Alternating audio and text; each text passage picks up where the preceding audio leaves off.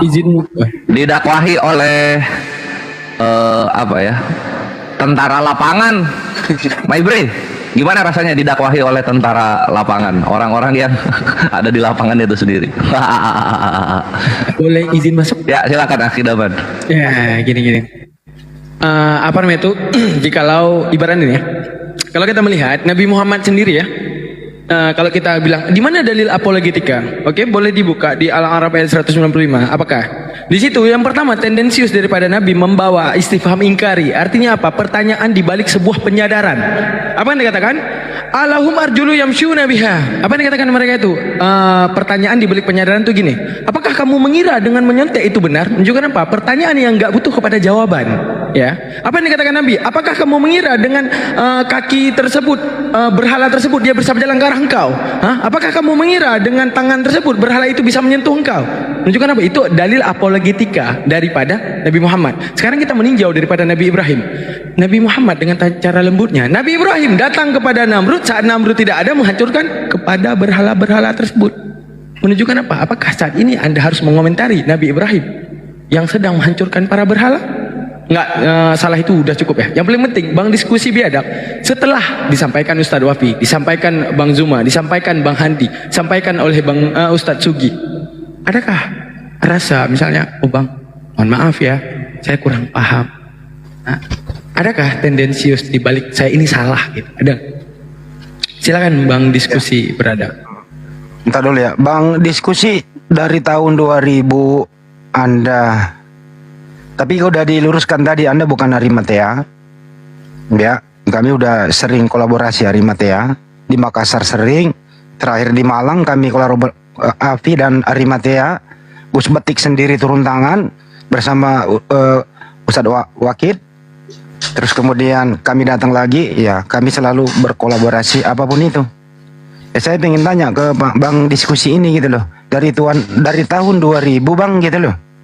Kira-kira satu aja Bang, aksi Abang gitu loh, biar kita teredukasi semua, siapa tahu bisa jadikan contoh gitu ya. Silakan Bang, dari tahun 2000 loh. Ya mana tahu Bang diskusinya udah berubah pikirannya, jangan ditanyain lagi lah. Nggak apa-apa, minta tahun 2000 apa, siapa tahu kita jadikan contoh yang baik kan gitu.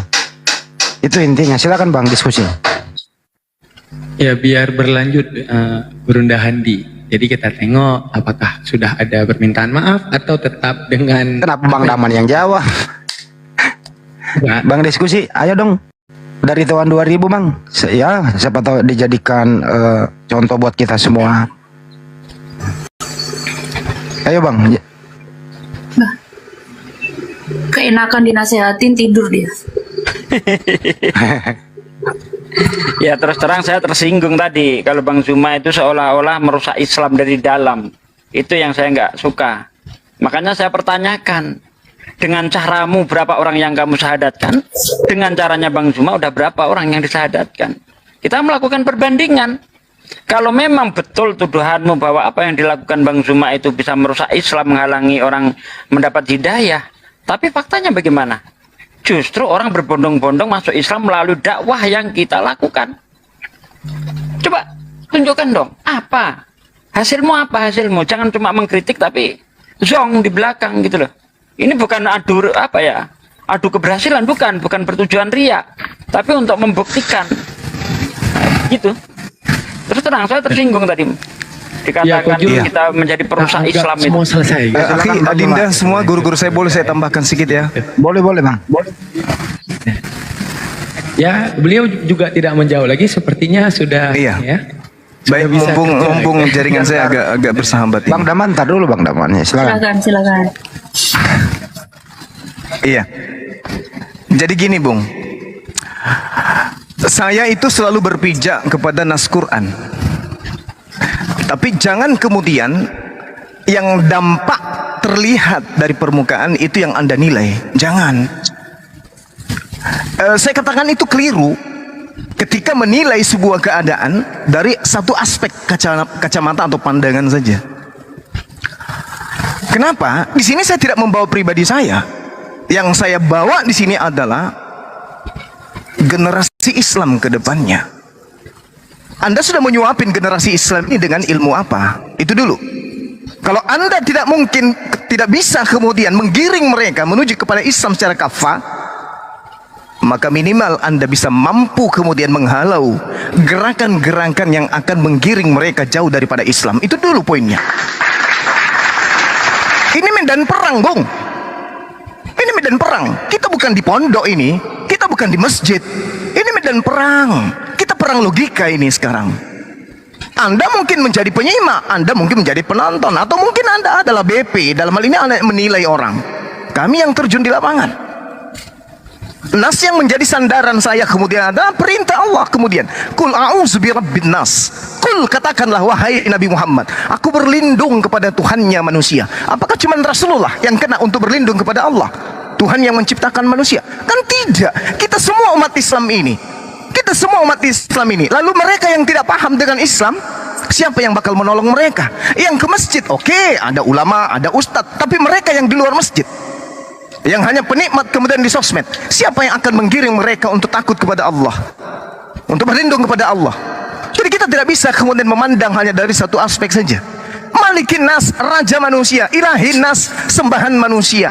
Lalu Allah mengatakan apa? Min syarril waswasil khannas. Dari kejahatan, Bung. Dari kejahatan apa? Bisikan setan yang tersembunyi. Ini tidak tersembunyi lagi bisikan setannya.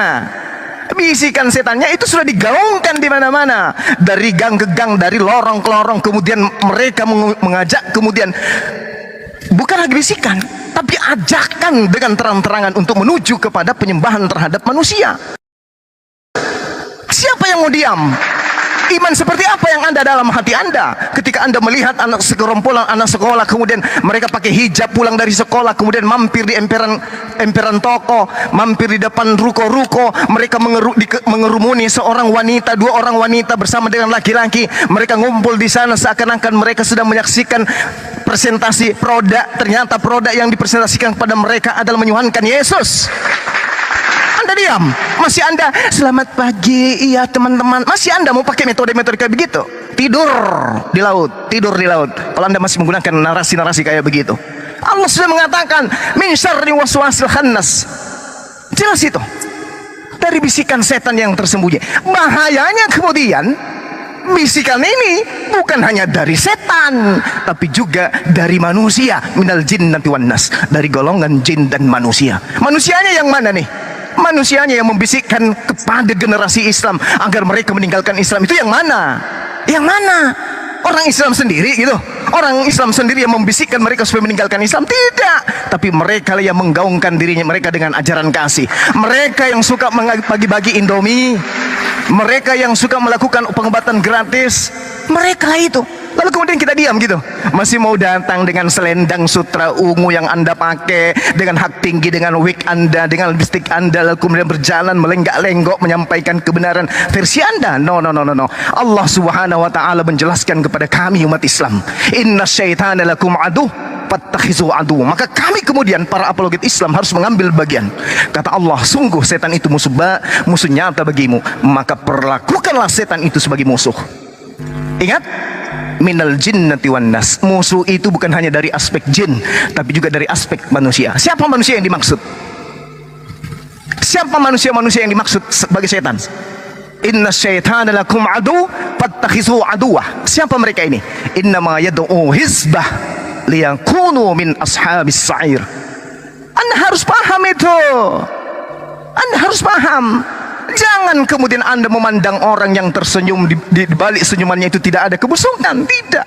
Iblis merasuki manusia itu dari manusia itu sendiri. Jadi kalau Anda membiarkan generasi kita kemudian hancur, dipengaruhi bukan lagi dengan bisikan tapi ajakan yang jelas nyata di depan kita, lantas kemudian saya hadir dengan ketegasan, dengan kata-kata, dengan kalimat-kalimat yang membuat mereka itu kemudian tersinggung. Lantas kemudian Anda pikirkan mereka, Anda tidak pikirkan generasi Islam. Anda keliru di situ. Anda lebih memikirkan perasaan mereka, Anda lebih memikirkan kemudian otak mereka, Anda lebih memikirkan kemudian keadaan mereka dibandingkan generasi Islam yang jauh dari Al-Quran. Kurang apa pesantren di Indonesia? Kurang banyak gitu? Kurang apa sekolah-sekolah Islam di negara ini? Kurang banyak apa lagi ulama-ulama di Indonesia ini? Kurang apa? Apa kekurangan umat Islam dalam hal ini pendidik? Proses belajar mengajar di Indonesia ini khususnya ajaran Islam. Kurang apa coba? Tapi apakah kemudian Anda melihat bagaimana generasi Islam itu untuk yang sekarang ini? Apa penyebabnya? Mereka lebih cenderung ke diskotik daripada ke masjid. Apa sebabnya? Mereka lebih cenderung kepada HP main game dari dengarkan ceramah-ceramah. Apa sebabnya? Karena kelalaian kita, Bung. Anda terlalu bermanis-manis kepada musuh Allah. Anda terlalu mingkem terhadap orang yang membenci kepada Islam, tanpa Anda harus tampil di tengah-tengah untuk menyatakan ini loh ya, ini loh Islam. Jadi jangan, kalau saudara saya tidak bisa mengambil bagian daripada misi apologetik Islam, minimal Anda jangan menyurutkan, minimal Anda jangan menjadi duri dalam daging. Oke, kita salut Anda baik, Anda berakhlak, Anda beretika, attitude Anda luar biasa. Tetapi Islam tidak cukup dengan metode itu, Bung. Keadaan kita sekarang tidak cukup dengan cara-cara seperti itu. Islam khususnya di negara ini dibutuhkan orang-orang yang kemudian bertangan besi, berkaki besi, bermulut besi untuk menegakkan kemudian agar generasi kita tidak hancur. Ini yang perlu Anda pahami. Jadi kalau hanya ada kata-kata kucluk, nenekmu kiper, kepalamu gepeng dan seterusnya, itu belum apa-apa dibandingkan hujatan mereka. Andai saja Anda bisa mengerti, kalau Anda orang Arimatea, saya ragu gitu loh. Orang Arimatea tidak mengerti program-program mereka 25 tahun ke depan, 25 tahun setelahnya, 25 tahun setelahnya. Anda tidak mengerti kemudian visi misi mereka. Celaka. Anda dari Arimatea mana? Hah? Anda dari Arimatea mana? Anda tahu itu? Bagaimana kemudian pergerakan-pergerakan mereka yang masuk dari segi ekonomi, dari segi politik, dari segi pendidikan? Anda nggak tahu, nggak ngerti.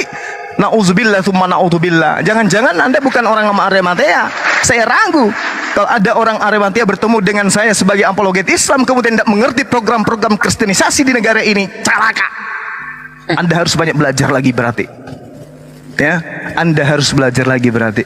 Kalau seorang ulama, kalau seorang ustadz tidak mengerti itu, wajar. Tapi kalau seorang apologet yang bergerak di bidang dunia mu'alaf tidak paham tentang misi mereka, NKRI, Negara Kristen Republik Indonesia, Anda tidak tahu itu, berarti Anda harus belajar banyak. Anda harus belajar banyak. Anda harus baca literasi banyak. Anda DM saya.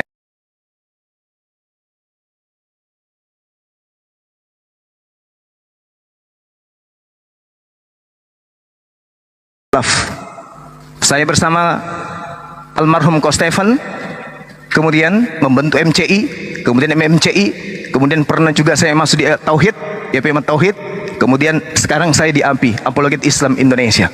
Kenapa itu bisa berdiri? Karena ada gerakan-gerakan bayangan di bawah tanah yang Anda tidak tahu, saya tahu. Kalau Anda ingin tahu, DM saya, biar tak ajarin. Yang penting Anda tidak jatuh kepada posisi kemunafikan, al-munafikun. Demikian. Belajar lagi, belajar lagi. Ya Allah. Masya Allah. Udahlah, Mantap, Bang ganti. Andi. Pastikan naikkan dulu Kristen. dia hidup. Hidup. Pastikan dia belum tidur. Kalau dihitung sampai 5 nggak nyaut berarti dia pingsan. Ya, saya turunkan. Enggak apa-apa, biarin Kasihan. aja.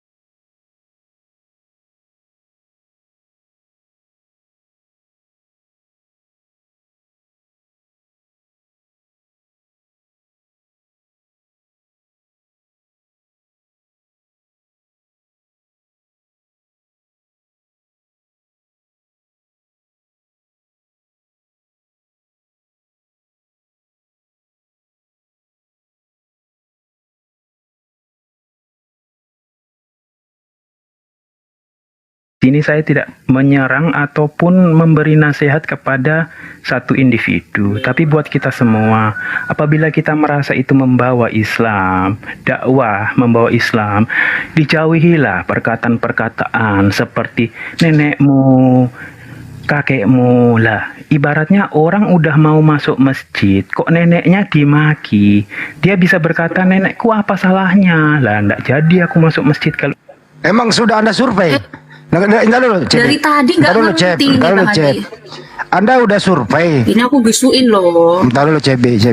Bang, Anda udah survei bahwa kasus itu terjadi. Tadinya mau masuk masjid, setelah mendengar nenekmu kiper batal. Anda udah survei, datanya ada, Bang. Silakan. Ini hanya asumsi Anda loh. Coba tunjukkan di mana orang ini Kurasa anu Bang Andi. Ah, Orang ini kupingnya budek. Tadi sudah dibilang sama Bang Juma, orang yang dibegitukan itu penghujat. Orang yang menghujat Islam, bukan orang yang sudah mualaf.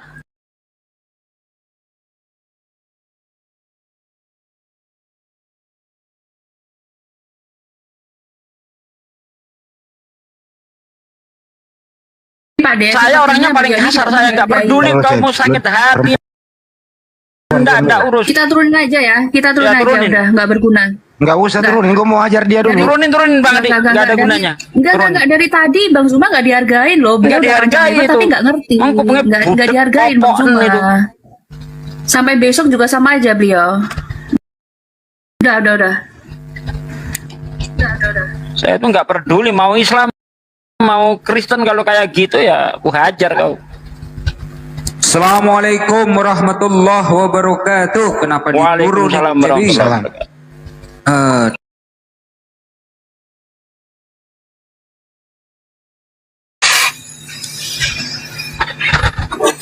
ya, ini nggak ada ruang. Saya izin turun ya. Oke, turun lagi kau, Romo. Ya, Turun- jadi turun aja, punya turun. cara. Itu Bang Dewa disambut dulu tuh, nanti ngambek tuh. Bang Dewa disambut dulu tuh. Udah bolak-balik dia. Assalamualaikum Bang Dewa. Ya, kalau bicara ini ya, Waalaikumsalam cara warahmatullahi perjuangan wabarakatuh. banyak cara. Ya kan udah dibilangin, terserah kalian mau ambil perjuangan seperti apa. Mau cara ya dengan diskusi debat seperti Bang Zuma, Bang Handi, Kores gitu kan. Silakan. Mau secara bedah ilmiah seperti yang dilakukan Kodondi, silakan. Mau mungkin dengan cara lawak-lawak ya, dengan menjadikan oten-oten punya apa ya, tipu-tipuan itu sebagai lawakan seperti yang dilakukan Aki Bamtri, Al Ayubi ya. Nah, silakan. Ataupun kalian mau turun ke lapangan juga silakan. Setiap orang punya jalur perjuangan masing-masing dan kita hargai ya. Saya dari dulu udah bilang perjuangan ini banyak teman-teman, dan nggak bisa cuman Bang Zuma doang atau cuman Bang Dewa doang, nggak bisa. Masih banyak nih tugas kita. Indonesia luas, dan jangan lupa misionaris itu banyak teman-teman. Kita kecolongan. Ya, harusnya kita tuh menyatukan kekuatan, ya kita sama-sama turun ya untuk melawan Polikarpus ini, karena banyak sekali loh saudara-saudara kita tuh yang dijadikan target dan tidak bisa kita jangkau. Dan mungkin teman-teman juga lihatlah di lapangan itu seberapa agresifnya, ya seberapa agresifnya mereka. Sekarang di Car Free Day ada mereka, terus di Kota Tua ada mereka, terus pokoknya di tempat-tempat keramaian selalu ada misionaris-misionaris yang menawarkan agama mereka. Belum lagi yang di kampung-kampung ya, dengan cara kasih traktor, terus kasih bantuan bibit, hasil pertanian. Sekarang nambah lagi gitu, Paul Jang dengan yayasannya, yang padahal dulunya nggak seperti itu, ya cuman beberapa yayasan Kristen, sekarang nambah lagi. Setiap tahun bertambah yayasan Kristen yang tujuannya itu memurtadkan saudara-saudara kita, dan kita kecolongan. Harusnya yang kita lakukan adalah bersatu melawan ini semua sih. Oke, silakan Bang Diu. Orangnya sudah tidak ada, Jul. Tadi Dewa mendengar aja ya, ada diskusi antara Bang Juma dengan siapa tadi? Iya, kenapa Bang Andi? Halo? Iya. Munafikun, baik. Ya, untuk orang tadi yang di bawah ya, semoga pernyataan Bang Juma itu bisa membuat dia itu bersatu dengan kita lah. Bersatu dengan kita, mari kita sama-sama membentengi umat ya. Untuk yang kemarin jangan dipikirkan, mari kita masuk ke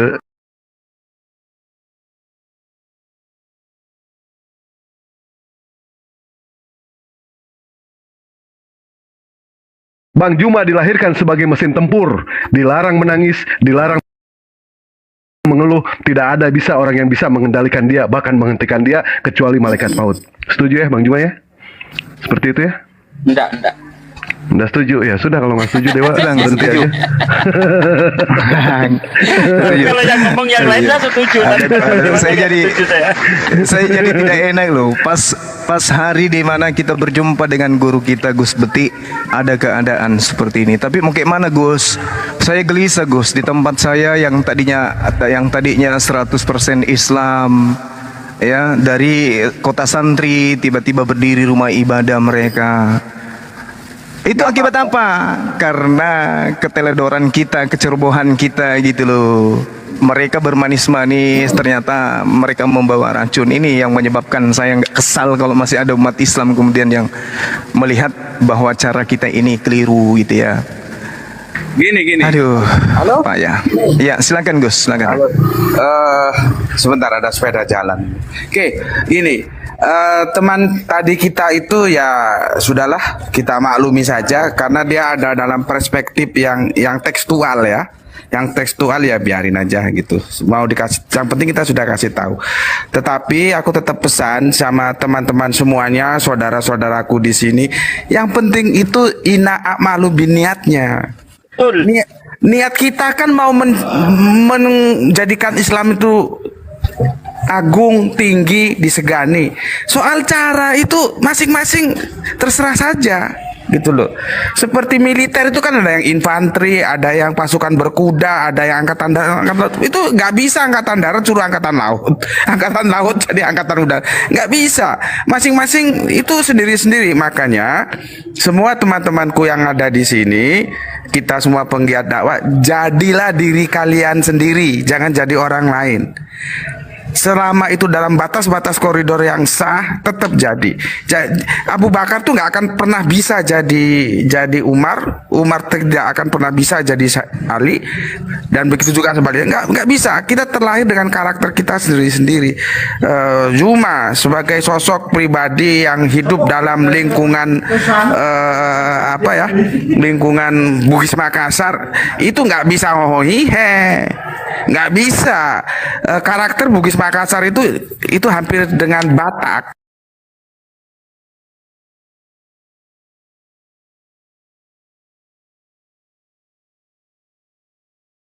Kalau iyalah orang Jogja suruh seperti Zuma juga nggak bisa. Jadi tetap aku pesan untuk saudaraku semuanya. Yang penting niat kita itu semuanya untuk Islam. Cara silahkan masing-masing cara ditempuh. Karena apa? Jangan sampai kalian kehilangan jati diri, itu paling nggak enak gitu. Pernah satu saat aku ada kajian diundang ke Surabaya, ya. Terus kajiannya kan Ba'da Isya.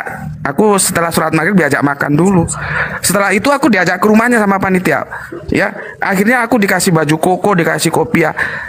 Aku sebetulnya enggak mau, tapi karena panitianya begitu meminta, karena kemarin dia dimarahi sama mustaminya, akhirnya aku turuti. Ketika aku mengisi kajian di masjid itu, aku tidak menjadi diriku sendiri, dan itu suasananya nggak enak.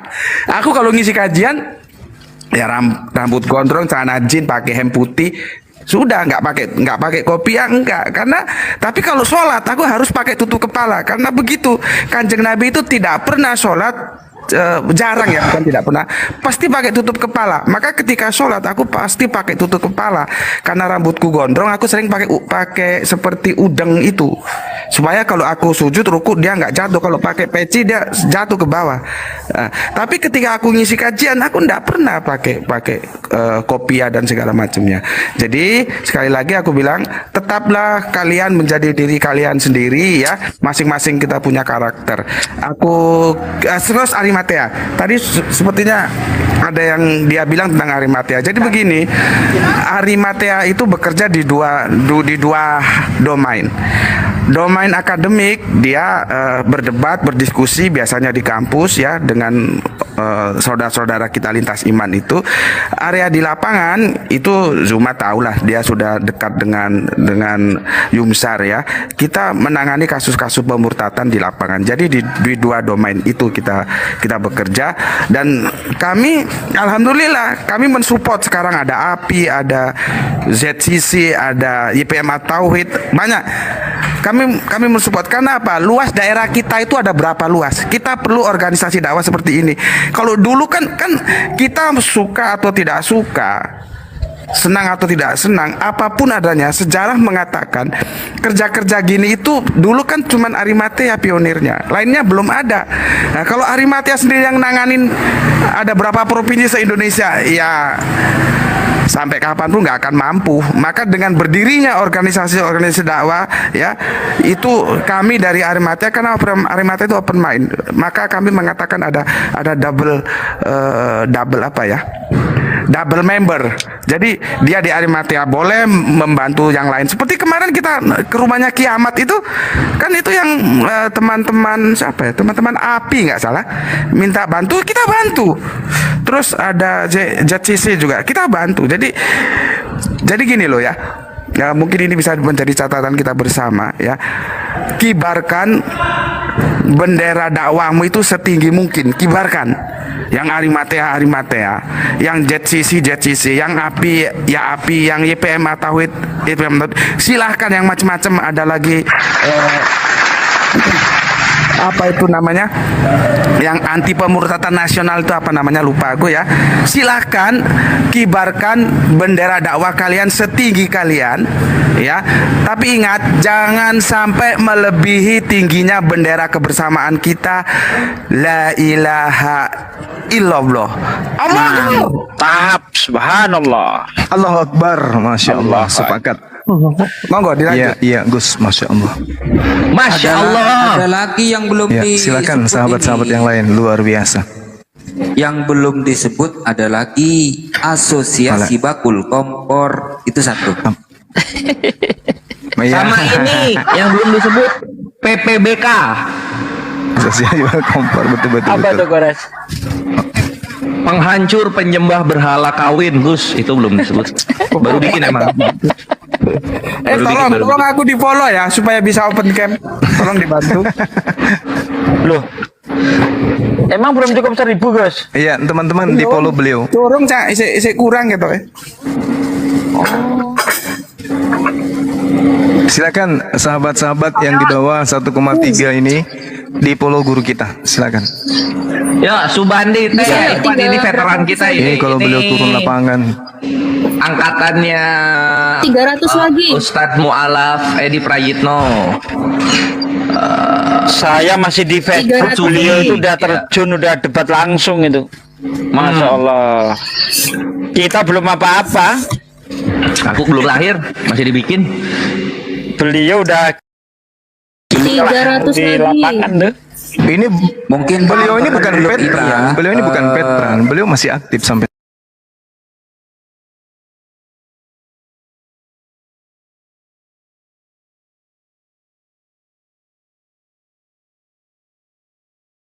berhadapan dengan MYM.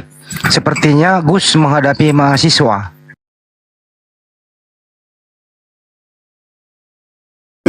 Itu metode seperti apa itu, Gus? Silakan. Oke. metode tambah-tambahan itu. Dengarin dan ya. MYM kesurupan itu. Aku bicara yang mistis dulu ya. Boleh ya? Oke.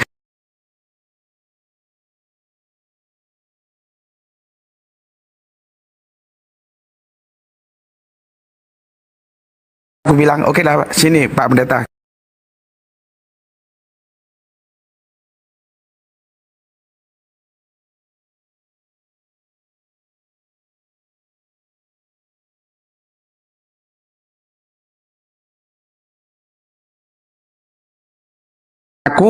Istriku aku panggil, anakku aku panggil.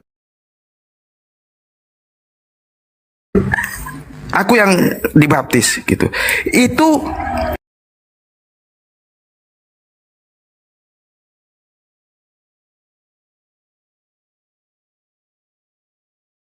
orang Jawa bilang, Kang Sugi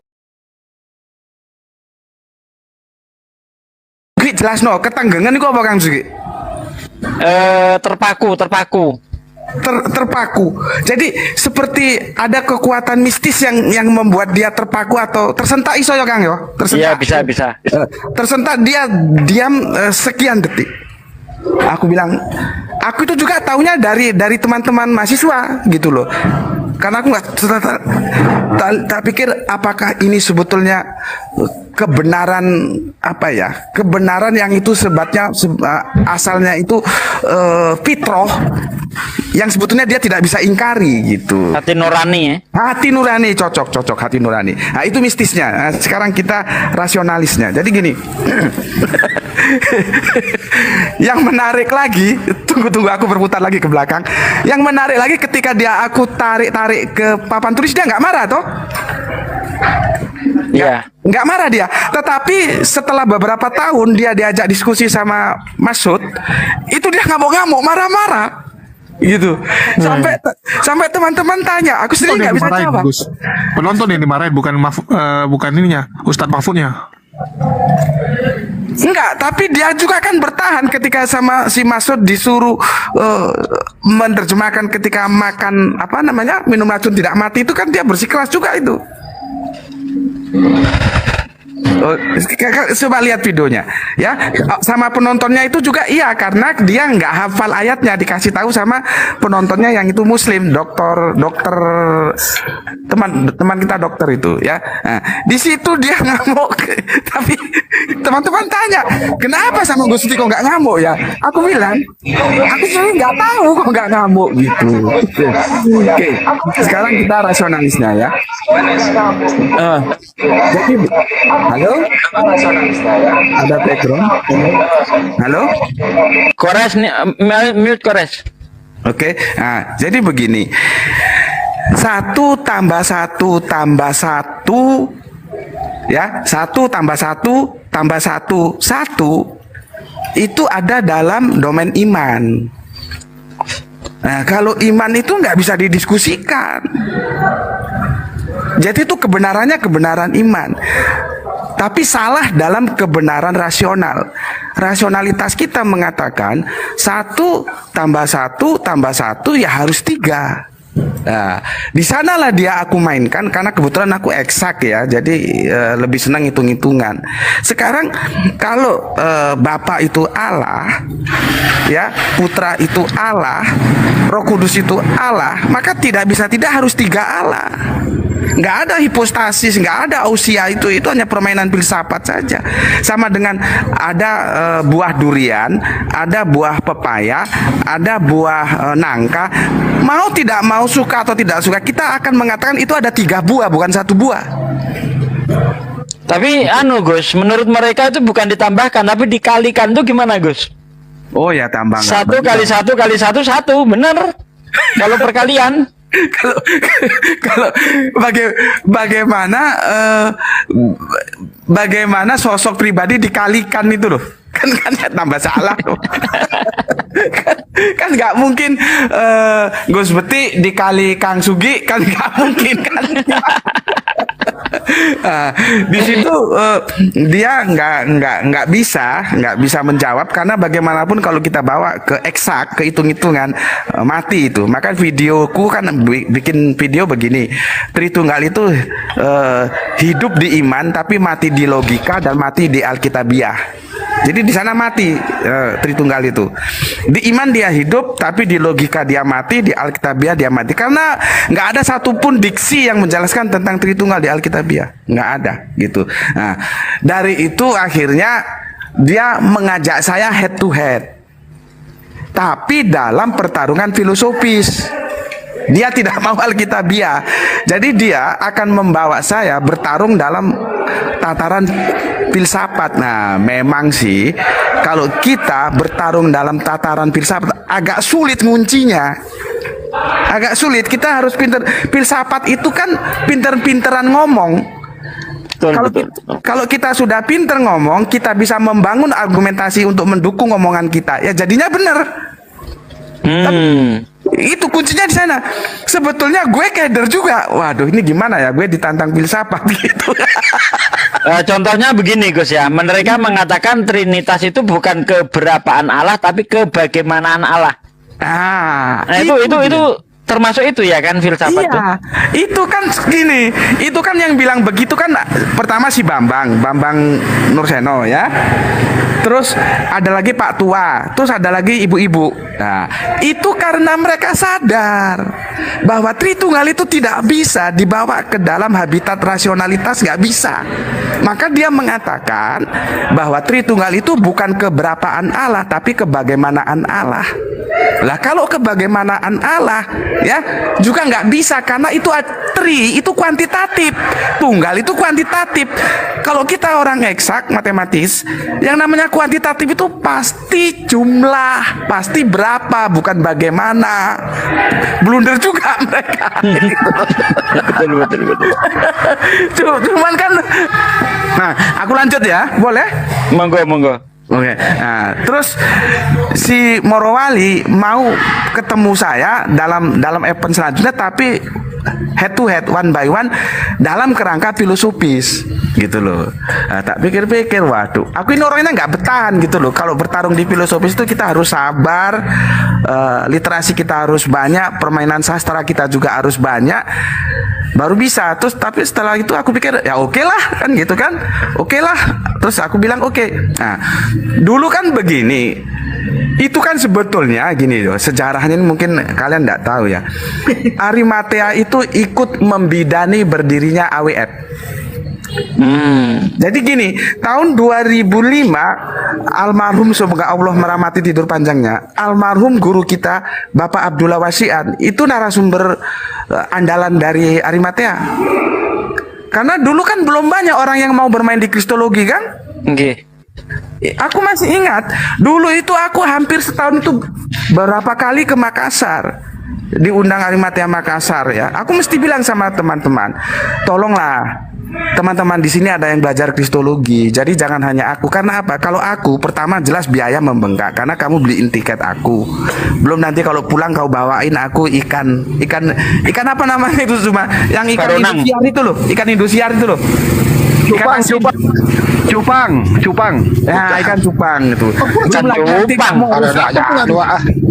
Belum nanti kamu harus traktir lagi aku ke Jalan Gagak makan soto gagak, kan banyak biaya. Maka tolong kalian di sini itu belajar kristologi. Jadi kalau perlu kristolog nggak harus mendatangkan aku.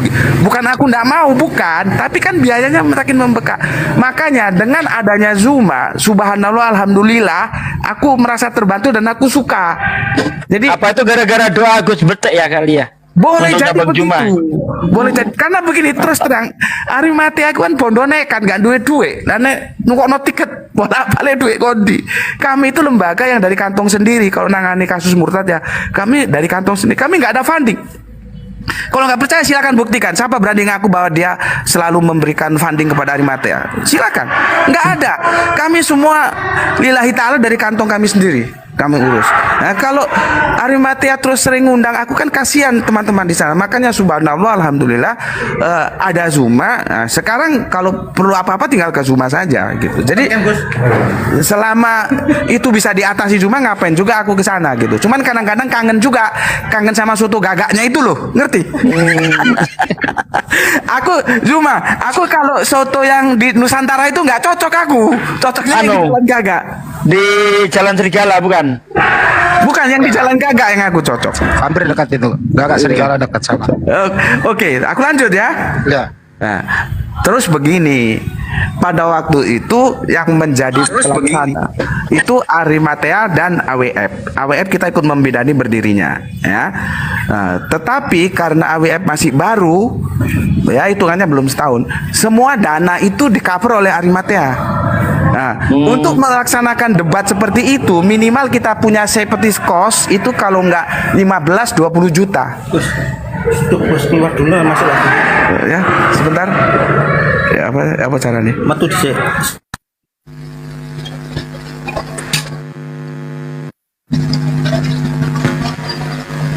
Loh, turun. Ada perlu kayaknya. Salah tekan itu. Saya pun standby dulu sholat asar sini. Ya. Ya itulah teman-teman liku-likunya. Ada juga yang seperti tadi hanya tujuannya mengkritik, tapi dia nggak bisa apa-apa juga. Seseorang kerjanya hanya mengkritik, tidak ada aksi. Orang ini harus dijauhkan dari jamaah, hanya menjadi benalu, gitu ya. Jadi orang yang kayak seperti tadi itu saya nggak yakin kalau nilai Islamnya itu sempurna di dalam dirinya. Maksudnya nilai perjuangannya untuk membela Islam itu sepertinya luntur. Karena justru mereka yang satu yang tadi ini itu lebih memperhitungkan perasaan orang kafir dibanding perjuangan Bang Juma dan kawan-kawan. Itu intinya di sana. Dia lebih memperhitungkan kasihan orang tersinggung, jangan dibilangin kayak gitu, tidak baik dan seterusnya. Gus Betik udah balik lagi. Silahkan lanjut, Jus. Oh, cara open camp gimana tanya? Cara open camp gimana ya? Open camp. Bang Julius, enggak, ini nggak bisa sumusi sama Bang Julius itu. Apa pula aku? Dibuka campnya. Udah dikasih pilihan open camp. Nah, itu udah bisa. Nah, halo, assalamualaikum. Woi, tambah lemu saiki. Iya, kakak mam. Loh, kok tambah muda? Kok tambah Yang muda nih? lain atau saya lanjut gimana? Saya pilih ikut aja. Monggo, lanjut. Kan belum klimaks tadi. Oke, saya lanjut ya. Nah, terus kesepakatan dengan Muriwali itu sebetulnya season kedua mereka menjadi EO-nya. Gitu loh. Karena kan putaran pertama kan Arimatea, kita Islam. Artinya semua dana yang 15 sampai 25 juta. Karena kan kita di kampus itu sewa tempat, sewa kursi, sewa sound, terus ada tamu kan kita kasih makan, kan itu duit semua. Nah, dulu kesepakatannya setelah Islam sebagai putaran pertama yang sebagai EO-nya, konsekuensinya semua biaya ditanggung Islam. Putaran kedua itu Morowali Kristen gitu loh, kesepakatnya begitu. Nah, setelah itu kan kita sudah sepakat Morowali kan mau ketemu head to head dan membahas Tritunggal dalam dalam domain filsafat gitu ya. Nah, setelah ditagih pertama lewat katakanlah sekretarisnya, dia kan dosen itu. Ternyata nggak bersambut. Akhirnya ditagih langsung ke Morowali Yanto itu juga nggak bersambut, justru diajak opo jenenge iki virtual. Aku ndak mau, aku mauku ya kita di darat gitu loh. Akhirnya ya bisa dikatakan sebetulnya dia punya hutang. Dulu kan janjinya 2 season pertama Islam yang nanggung biaya sebagai EO-nya, season kedua dia yang nanggung biaya gitu. Akhirnya sampai sekarang nggak terlaksana karena aku nggak mau diajak virtual. Lah ngapain virtual? Ya harus di darat gitu loh. Begitu juga ketika aku itu lebih parah lagi karena itu sudah ada kesepakatan hitam di atas putih sama siapa rektor yang dipecat itu yang di Batam itu. Verbum Veritatis. Ya, Pergum. Coba ya, Verbum Veritatis itu juga.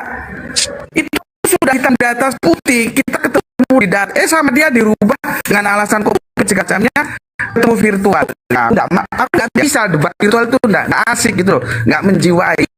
Aku bilang di kampus Anda saja gitu. Maksudku kalau aku debat di kampusnya yang tak hajar kan bukan ya mahasiswanya gitu loh. Cuma dia Peter juga dia nggak mau gitu.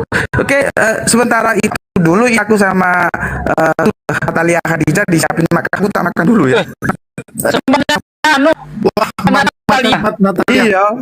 Allah, Imam, masalah. Waduh, kangen.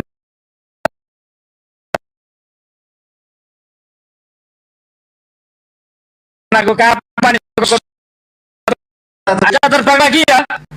Sama-sama. Pakai instruktur sekali lagi. Loncat sendiri. Kalau pada juga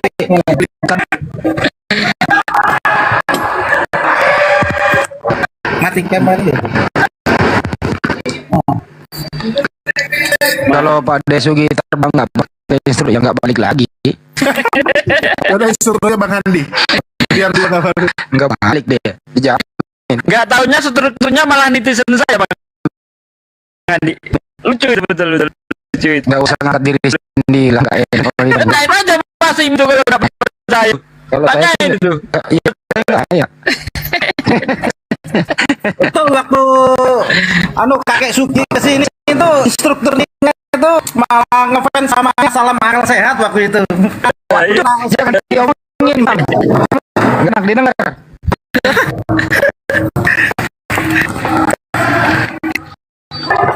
Jadi ke topik ya, bahwa yang tadi orang ini bukan orang ini aja, ini juga masif loh orang-orang yang kayak gini. Bukan satu orang aja yang mengkritik perjuangan kami, terutama perjuangannya Bang Juma ya, yang kita anggap sebagai speaker mewakili kita semua. Karena saya rasa apa yang dilakuin Bang Juma selama ini, saya rasa kita beri apresiasi. Ini bukan satu orang aja, ini terorganisir juga bagaimana cara menjatuhkan Bang Juma, baik dari orang luar maupun orang dalam. Ini masif juga itu loh, baik dengan memasukkan foto Bang Juma, baik mengkritik secara brutal maupun mengkritik secara santun. Intinya adalah perjuangan Bang Juma harus dihentikan. Nah ini yang perlu kita hajar. Tidak ada ruang untuk mereka. Jangan diberi kata-kata santun. Kalau sudah kita berikan dan dia ini orang tidak kooperatif, ya kita aksi gitu ya. Ya yang jelas kesimpulannya adalah orang-orang kayak gini, di balik ini ada semacam organisasi yang terselubung yang mau menjatuhkan perjuangan kami. Terus terang tadi dia katakan begini, dia lebih memperhatikan, dia lebih membela perasaan orang sebelah dibanding bagaimana mereka menghujat Islam. Pura-pura jadi Islam supaya dapat koin. Ini aku ngasih tahu aja ya. Lo kalau mau ngejatuhin Gurunda, pakai prestasi gitu loh. Pakai prestasi. Gurunda prestasinya sudah banyak, ngasih makan mu'alaf reguler, bikin masjid, bikin sekolah, bikin yayasan yang menampung orang-orang yang bersyahadat kemudian mau dibantai-bantai oleh keluarga-keluarganya yang gak terima gitu kan, membantu fakir dan miskin gitu, memberikan pengajaran gratis tentang Islam dan juga perspektif Islam terhadap agama lain. Nah, lo pakai prestasi.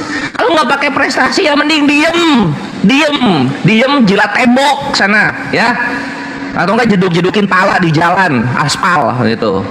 Kan siapa tahu ada yang menyembah jalan gitu ya, ada yang menyembah jalan. Nah, lu jilat-jilat aja jalan sono. Nggak usah sok-sok menasehati ini dan itu gitu. Kontribusi kepada umat nggak ada, pinjol masih 3 aplikasi lagi belum lunas. Ya, please gitu. Lu lihat dulu kontribusinya Gurunda kepada umat, bandingkan dengan kehidupan lu. Apakah orang tua lu bangga atau tidak gitu loh sama lu? Itu aja dulu gitu sebelum lu lihat kontribusi umat. Kalau misalnya orang tua lu aja biasa-biasa sama lu, gak usah komen. Gak usah komen yang sok-sok. Oh kalau kayak gini nanti orang-orang gak akan ke masjid. Takut korek bunglon ini ya, kelakuan emang. Contoh kayak pembenci-pembenci Islam. Lu ambil contoh itu pembenci-pembenci Islam. Apa kontribusinya terhadap agama mereka sendiri? Apa? Ada yang udah bikin rumah ibadah, ada yang udah membiayai ini berita-berita saudara seimannya yang bayi-bayinya hidrosefalus itu. Ada nggak mereka? Nggak ada. Mereka hujat-hujat jadi beras, hujat-hujat jadi beras. Gurunda berbeda. Gurunda memberikan pengajaran-pengajaran kebenaran dan segala sodakoh yang diterima Gurunda kembali lagi ke umat. Kembali lagi ke umat gitu loh. Tunggu bentar. Apa lagi? Ada Kibam Tri, nggak bisa lama. Oh ya, Kibam Tri. Assalamualaikum warahmatullahi wabarakatuh. Oh maaf, salah nada. Lanjut. Waalaikumsalam. Masya Allah, berapi-api ya. Lanjutkan. Nggak, dia sekarang menang mic aja si Kores. Sombong deh. Keren. Pada intinya gini loh ya. Pada intinya itu kami semua, terutama Bang Juma, nggak anti kritik, nggak anti koreksi, tetap terbuka, bersinergi, tapi sampaikan pada tempatnya, kan begitu. Dan di area publik bolehlah ngasih saran, tapi sudah dikasih tahu panjang lebar, tapi masih ngeyel. Nah inilah ciri-ciri orang munafik. Ya maunya berbicara, kupingnya ya budak, karena memang sudah terintimidasi sesuatu yang ingin menyerang perjuangan kami gitu loh.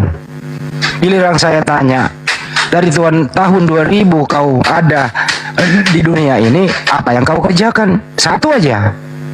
Jawabannya mingkem kaku sambil berak di celana. Kan itu. Jadi ini orang ala-ala orang sebelah.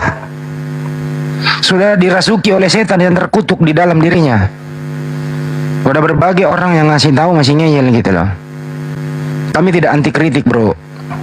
Kami masih menerima apapun saran-saran yang saling kita bersinergi membangun bangsa ini, kemudian membela agama ini, terutama saudara-saudara kita yang riskan akan permutadan. Saya rasa kalau dia mempelajari terjemahan LAI ini orang yang dengan hati nurani yang paling dalam, kalau dia masih ada jiwa untuk memperjuangkan Islam, dia akan bergerak yang sama yang kami lakukan. Kenapa? Terjemahan-terjemahan LAI inilah modal utama mereka yang dipakai untuk berkamuflase untuk menjadi misionarisme, agar menyamakan agama mereka dalam misi pemurtadan. Tapi di internal mereka sangat membenci. Ya kalau Anda mempelajari terjemahan itu, di mana penggunaan istilah-istilah Islam di sana? Banyak digunakan mereka. Kenapa mereka mempergunakan istilah Islam? Karena di sini mayoritas Islam sasarannya. Makanya kami hadir di sini gitu loh. Tiap hari memberitahu, terjemahmu nggak bener loh bro. Sampul Bible-mu, kitab sucimu beda loh. Kok Alkitab gitu loh. Kok ada kata Allah, kok ada kata Rasul, dan seterusnya kan begitu. Oke. Nah itu kira-kira dari saya. Lanjut. Ya. Mungkin dari Aki Bamtri ada yang mau disampaikan mengenai perjuangan kita yang makin hari ini ya tetap akan ada cobaan yang berat. Ya, Aki Bamtri ini senior juga ya. Nggak ada, cuman ini aja, lanjutin aja Bang Zuma dengan gayanya, Akhi Kores dengan semangatnya tadi, lanjutin aja Bang Hendy Celebes dengan gaya lucunya, itu udah keren kali itu. Jadi kalau ada gangguan-gangguan sikit itu biasa ya dalam perjuangan. Sejak kapan Bang Handi lucu? Ya gimana? Sejak kapan Bang Handi lucu? Dia nyebelin loh. Lucu buat kita, nyebelin buat mereka maksudnya. Iya. Iya lucu. Tapi kelucuan itu nyebelin loh, Bang Tri. Bang Tri, lucu buat kita, nyebelin buat mereka loh. Bener, serius. Serangan gue banyak loh. Iya. Itu udah jelas tuh pasti. Mau gimana lagi kan? Oke, mungkin Cep ada yang mau disampaikan mengenai Umar yang terkapar di rumah sakit? Oke, assalamualaikum Bang Bamtri, salam kenal ya, salam kenal, masya Allah. Oke teman-teman, ini ya yang background aku ini nomor rekening dari Bang Umar ya, nama asli beliau juga ini. Ntar aku besarin dulu. Ini akun nomor rekening dari Bang Umar. Ini nama asli beliau ya, Haryanto bla bla bla bla. Ini tadi ya teman-teman diminta untuk bertanya kepada beliau apakah berkenan jika ada penggalangan donasi, dan saya sudah bertanya, beliau mengizinkan gitu teman-teman. Ya ini ya udah dibagikan ke semuanya ya. Apa sih Kores? Udah itu aja sih. Kores bener-bener. Es krim. Ada suara es krim. Keren juga itu suaranya. Bacot kau. Krim, Allahu Akbar. Mobil sampah samping tuh di luar. Oh bukan es krim ya? Akhi Umar sakit apa? Res. Saya telat. Ganti suaranya kayak mirip si Lidara.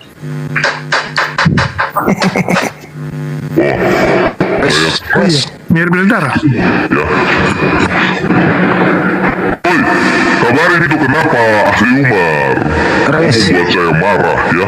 Jangan Res ah.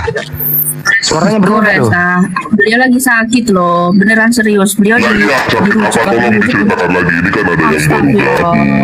Nggak nyaman loh sama suaranya. Suaranya berubah.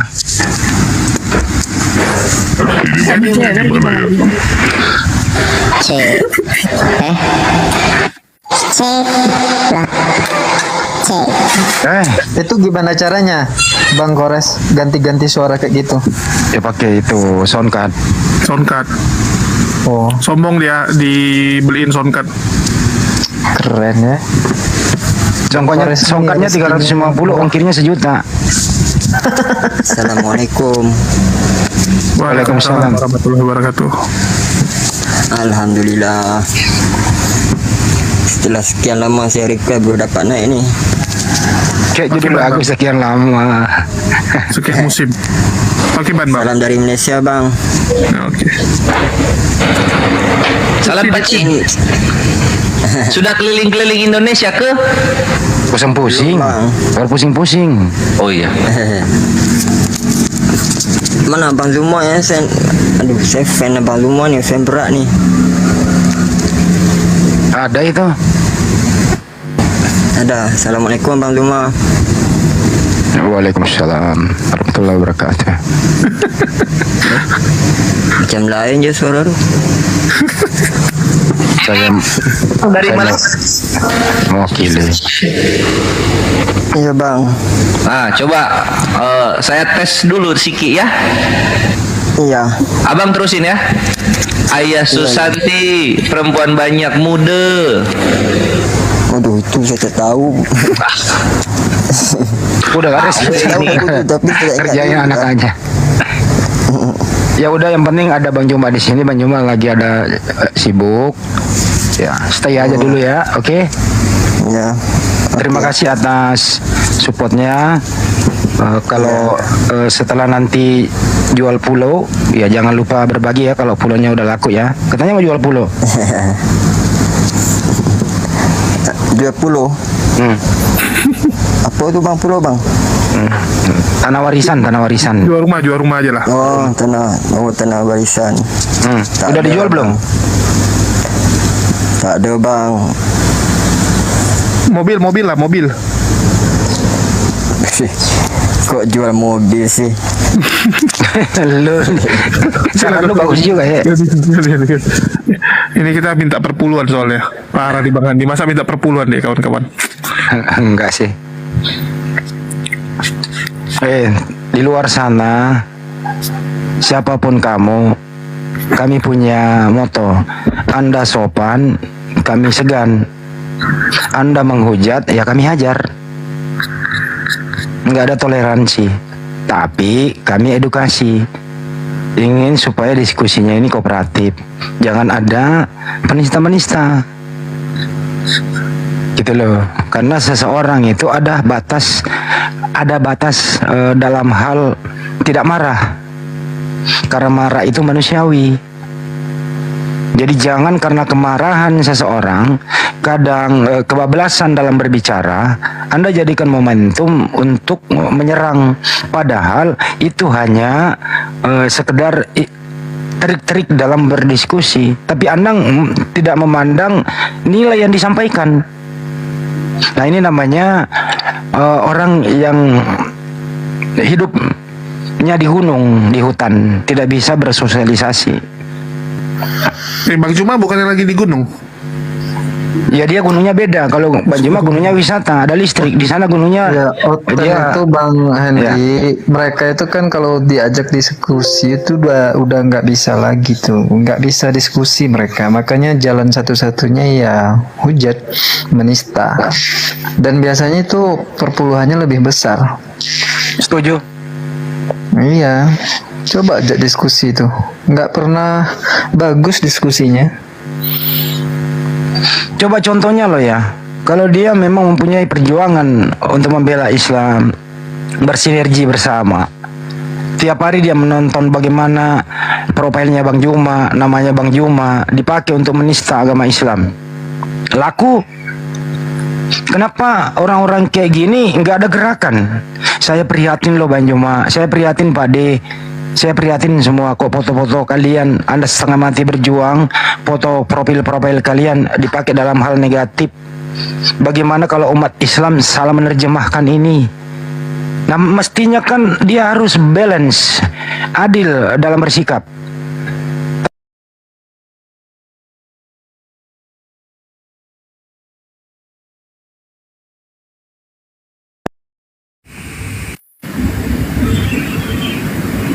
Memang dengan cara apapun dia lakukan untuk menghentikan perjuangan kami.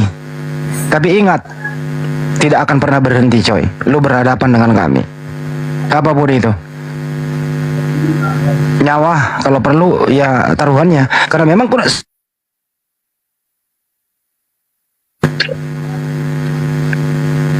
itu yang kami sampaikan.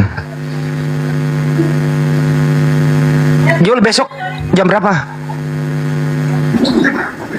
Oh Minggu, ya, Bang, kok besok pula? Oke. Tapi jangan jam 12 lah. Sorean dikit. Jadi bukan untuk makan siang. Oi, ngapain? Ya lu ke rumah gue dulu. Kemana? Daerah Permata Hijau. Ada apa? Ada makan ikan. Oh iya. Oh jadi ya. Oke. Udah dekat lu lah, Res. Lu, oh ya udah jemput.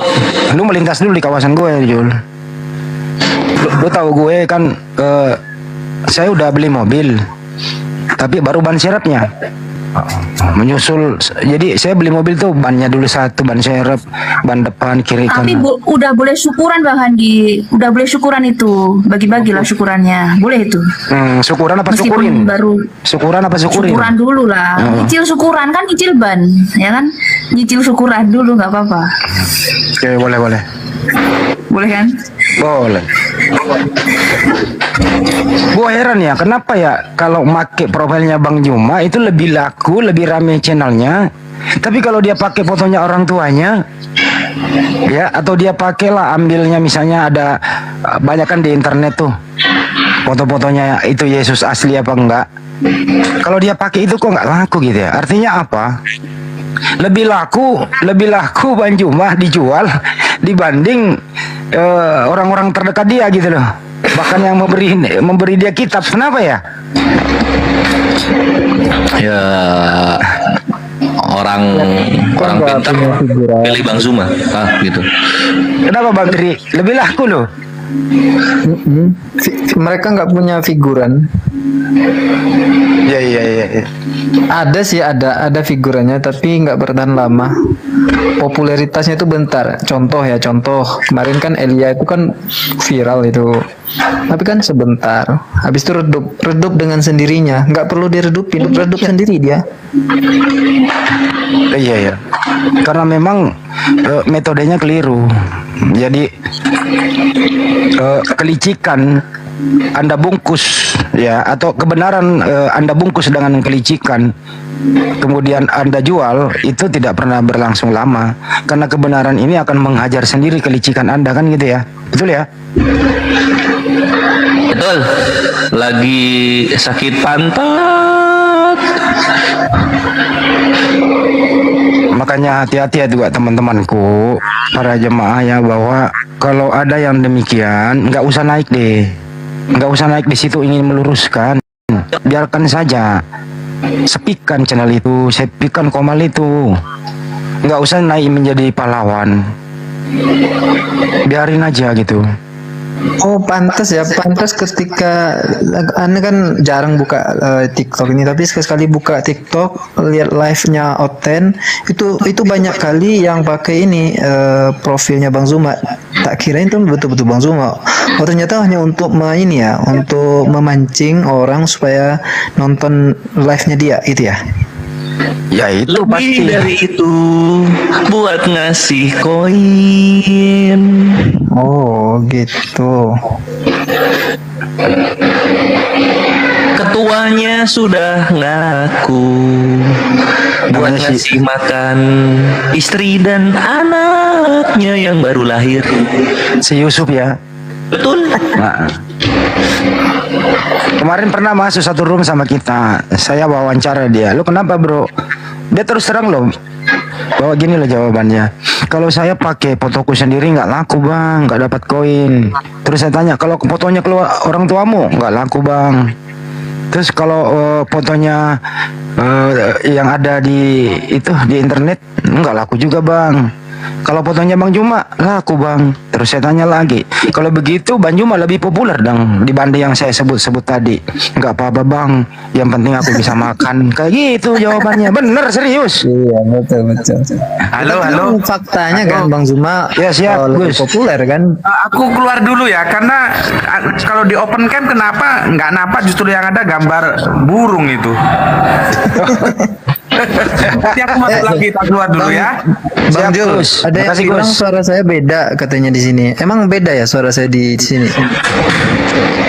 Itu yang ngomong, yang jarang-jarang ngobrol sama Akhi Bamtri. Iya. Mungkin karena di TikTok nggak punya mic kayak Akhi Slayer ini. Bamtri ini, mohon maaf ya Bamtri ini, mic-nya itu harganya 10.000, ongkirnya yang 100.000 gitu ya. Jadi gini jadinya suaranya.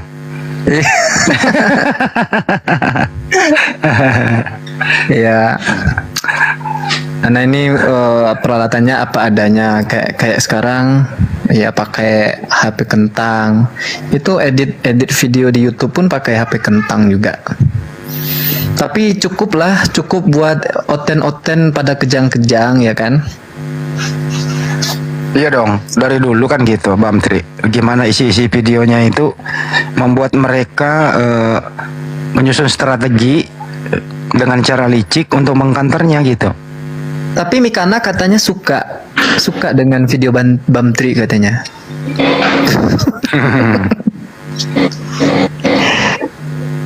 Mikana mah apa aja suka.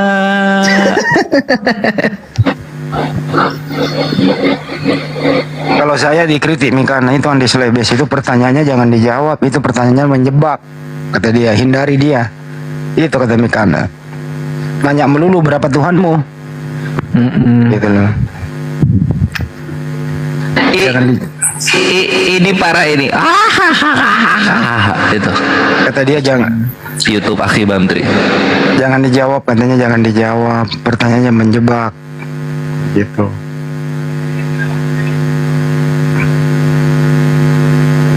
Gitu.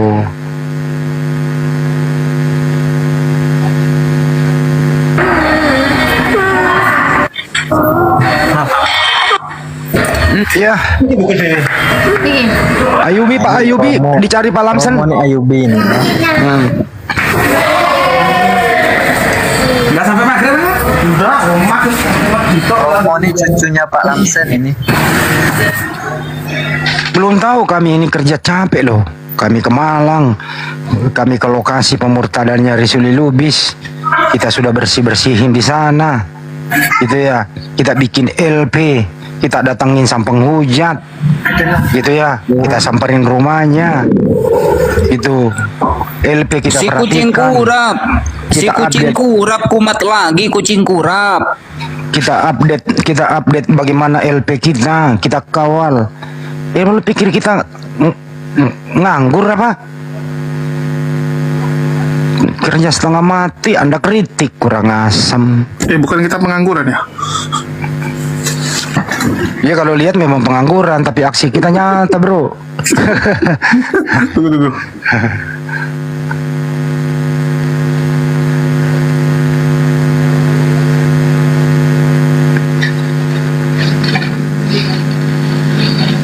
Al Ayubi, kamu gimana kabarnya sekarang, kakek Lamsen?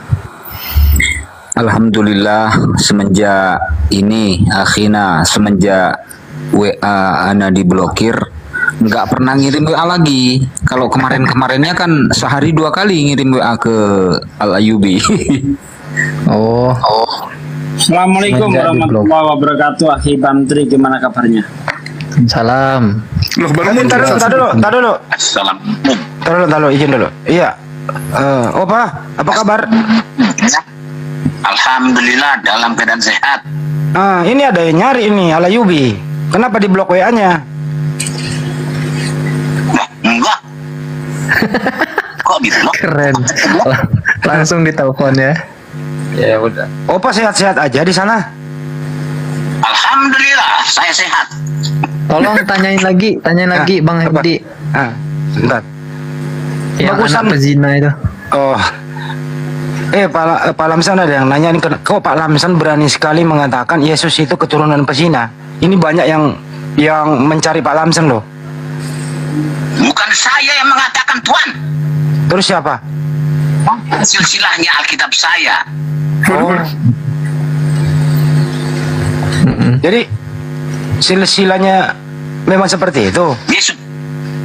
Silsilah Yesus kan begitu. Yehuda kan berzina dengan istrinya anaknya. Ya. Tamar dengan iya, dia kok sayang kamu bilang, bukan saya. Wah, Oke. jangan tuduh satu. Wah, Maksudnya apa? bahaya ini kalau Enggak dituduh, maksudnya Pak Lamsan yang mempopulerkan data itu. kok itulah tandanya teman-teman Islam dan Kristen tidak membaca Alkitabnya dengan baik. Ya. Berapa Pak Lamsan? Berarti Oten yang nggak percaya Yesus keturunan pezina itu berarti nggak baca kitab ya, Pak Lamsan ya? Makanya saudara-saudaraku sekalian, kalau belajar Alkitab itu jangan tanya kepada pendeta, jangan tanya kepada ustadz. Kita pelajari langsung bersama-sama, maka kita akan mendapat ajaran Alkitab yang sebenarnya. Kalau dari oten-oten atau dari ustadz, ya rusaklah ajaran. Aduh, mampus kita dibuatnya. Bingung kita dibikin. Bang Handi. Ya Bang ngomong. Handi. Ya ngomong. Tolong tanyakan kepada Pak Lamsen, bagaimana jika umat Kristen melaporkan Pak Lamsen Naibaho karena sudah mengatakan Yesus keturunan pezina? Apakah Tunggu Pak Lamsen jawabannya. siap Tunggu dilaporkan? jawabannya. Tanya Bang Handi. Ya udah didengar. Silakan, Opa. Bagaimana dia bisa melaporkan saya? Bukan saya yang mengatakan, laporkan Alkitabnya. Bodoh itu melaporkan saya. Itu jawabannya, Ala Yubi. Kok saya yang dilaporkan? Alkitabnya yang dilaporkan. Saya memberitahukan kepada oten-oten dan Islam bahwa Yesus itu sebagai manusia ya keturunan pezina. Silsilahnya kan begitu, baca di Alkitab saya. Iya. Ada lagi Pak Lamsan. Yesus itu maha kuasa, tidak maha kuasa, maha tahu, tidak maha tahu. Bagaimana itu Pak Lamsan menjelaskan?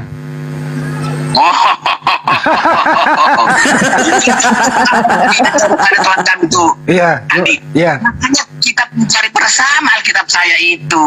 Kita pelajari bersama. Siapa Yesus itu?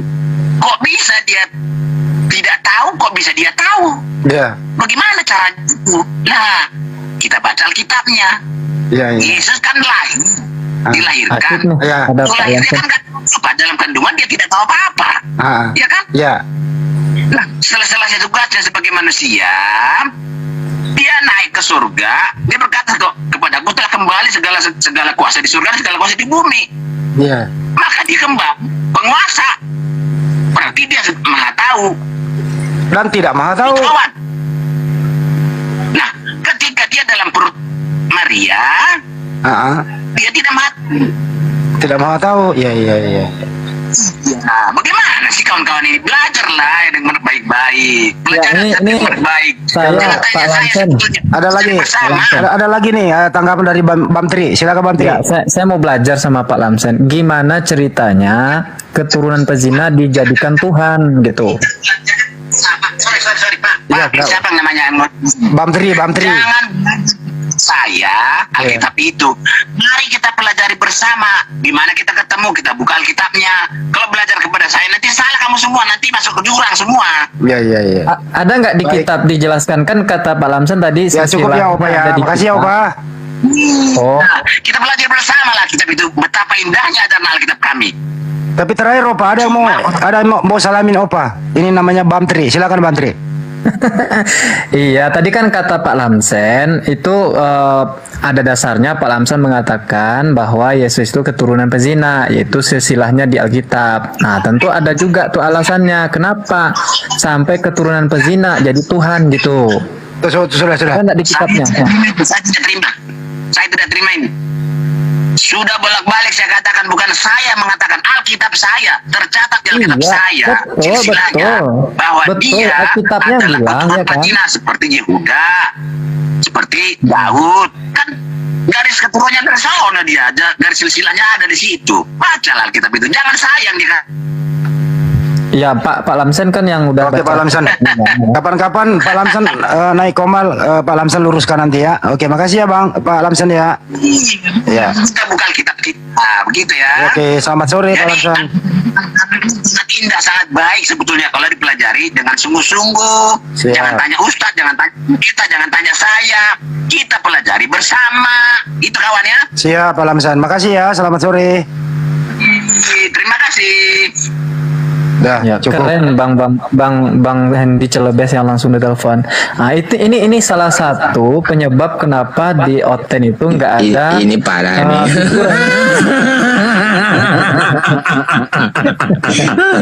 Iya, kita kan nanya. Ketika kita nanya ke mereka apakah itu tentang ketuhanannya atau ajarannya, kita disuruh apa, baca Bible-nya sendiri gitu. Beda ketika mereka itu nanya ke kita. Apakah tentang ketuhanan kita, Al-Quran kita, ajaran Islam kita, ataupun bahkan Bible mereka itu kita bisa jelaskan dengan baik. Apalagi kalau Guru Ndazuma ya kan, tuntas itu sampai ke akar-akarnya. Ini yang membuat apologet Islam itu jadi populer di kalangan mereka. Itu.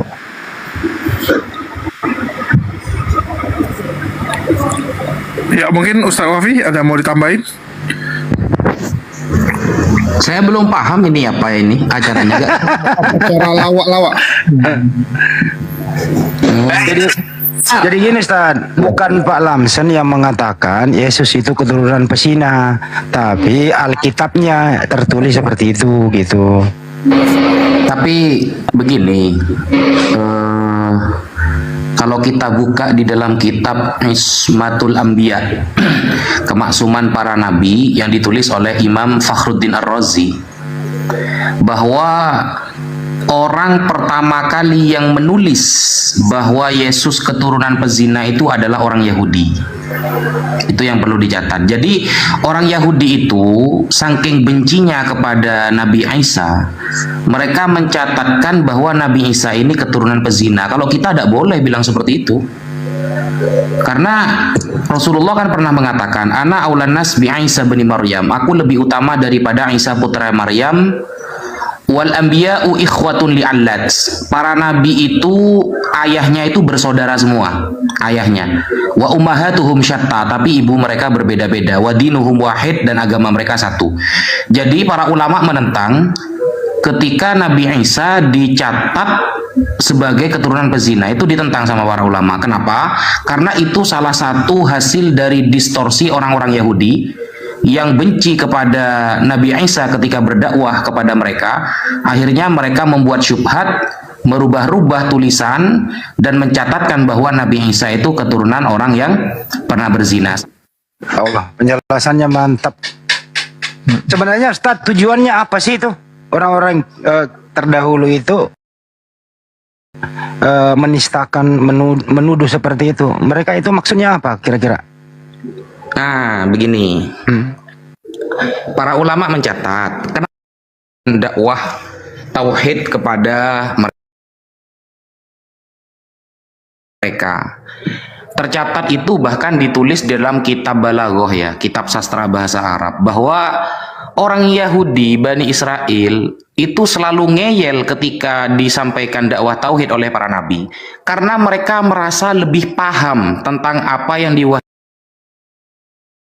merasa lebih paham, dan itu terbukti teman-teman.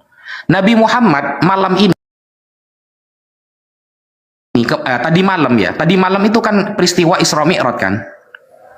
Kalau kita lihat asbabun nuzul dari peristiwa Isra Mi'raj sebagaimana yang ditulis dalam surah Al-Isra ayat pertama kan, subhanalladzi asra bi 'abdihi lailan,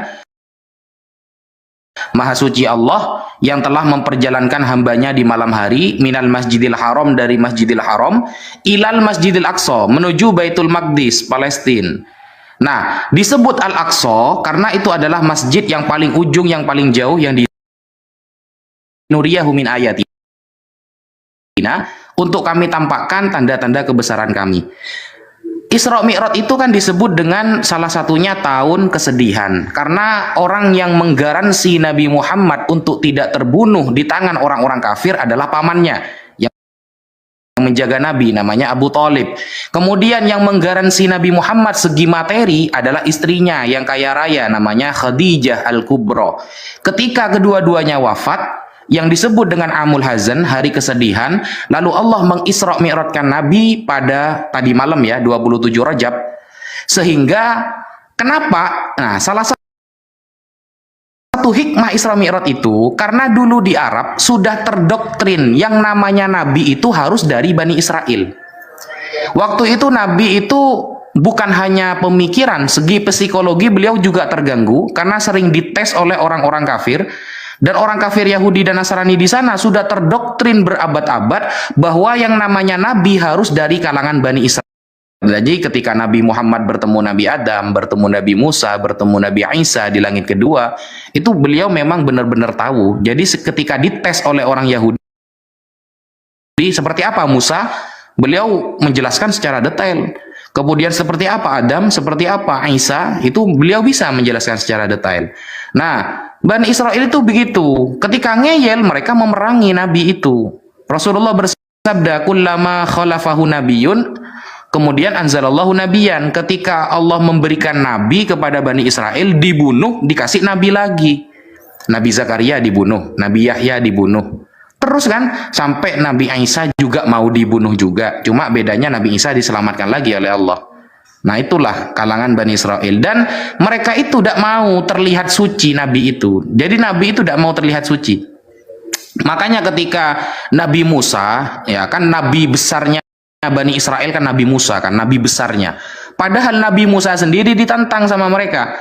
Setelah Nabi Musa wafat, mereka mengagung-agungkan Nabi Musa. Tapi ketika Nabi Musa masih hidup, mereka tidak mau diperintah oleh Nabi Musa. Contoh di dalam surah Al-Maidah ayat 21 ketika Nabi Musa mengatakan, ya qaumi dkhulul ardhal muqaddasata allati kataballahu lakum wa la tartaddu ala abdarikum fatanqalibu khasirin.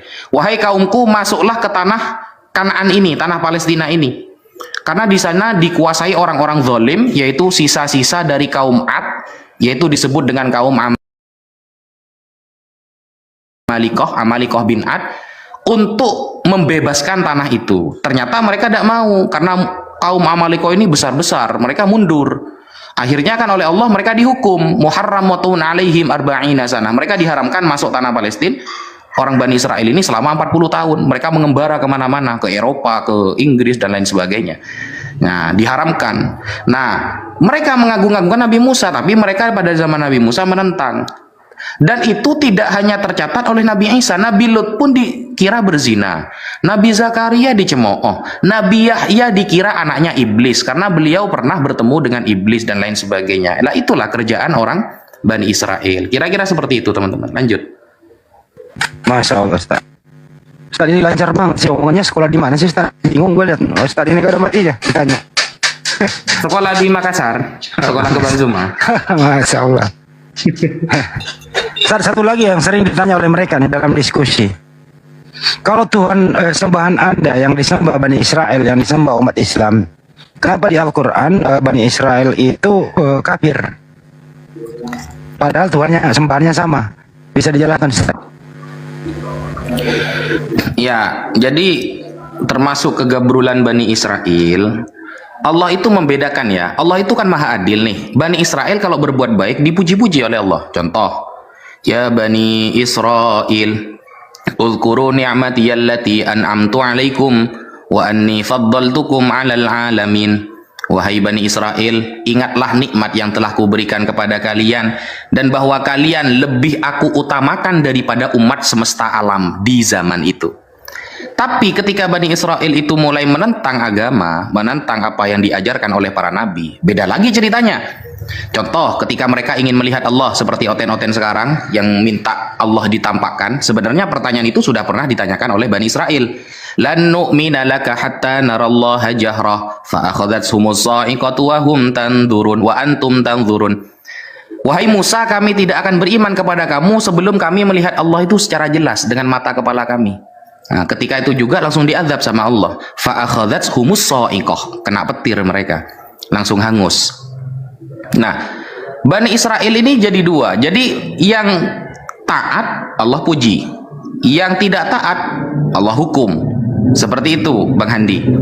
Jadi ketika Bani Israel ini sudah memahami, ini salah satu pemahaman yang perlu diluruskan itu. Orang Yahudi itu punya pemahaman bahwa Nabi Isa ketika mendapatkan Taurat di Gunung Sinai itu juga mendapatkan dengan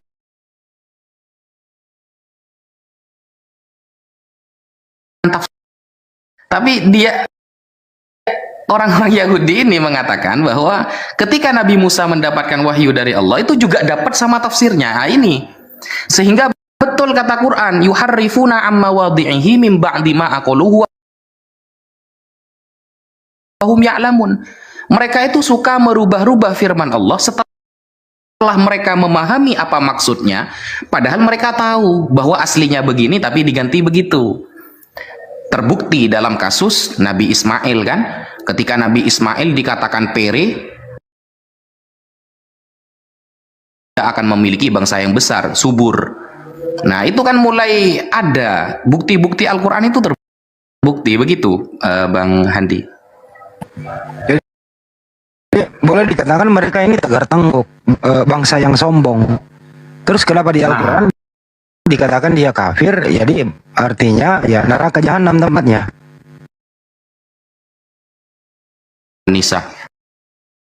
Wa may yusyakikir rasul, barang siapa menentang Nabi Muhammad mimba dima tabayyana lahul huda, setelah Islam datang kepada dia, wa yattabi ghaira sabilil mu'minin, dan dia tidak beriman seperti orang-orang yang beriman kepada Nabi Muhammad, maka nuwallihi ma tawalla wa nuslihi jahannam wa sa'at masira, tempat kembalinya adalah neraka jahanam. Begitu Bang Handi. Ada juga agama yang membonceng ke Bani Israel, terus kemudian dipadukan dengan ala barat, terus menentang Islam. Bahkan Al-Quran itu datang memporak-porandakan isi kitab mereka. Contoh Nabi Isa itu kok nggak disalib, padahal di tempat kami dia harus mati gitu loh. Gimana menerangkan ini Pak Ustaz? Nah, coba kita perhatikan penafsiran para ulama ya. Kalau mengenai siapa yang disalib, itu kan larinya nanti ke tafsir birra'yi. Jadi tafsir itu kan ada dua ya, yang masyhur ada dua. Satu tafsir bil ma'thur, menafsiri ayat dengan ayat, atau menafsiri ayat dengan sunnah Rasulullah, atau menafsiri ayat dengan perkataan sahabat. Nah, ada tafsir birra'yi, yaitu menafsiri sebuah ayat dengan ijtihad para ulama dan tidak boleh bertentangan dengan syariat Islam. Tafsir mengenai siapa yang disalib itu paling lengkap ada di dalam kitab namanya Mafatihul Ghaib, tafsir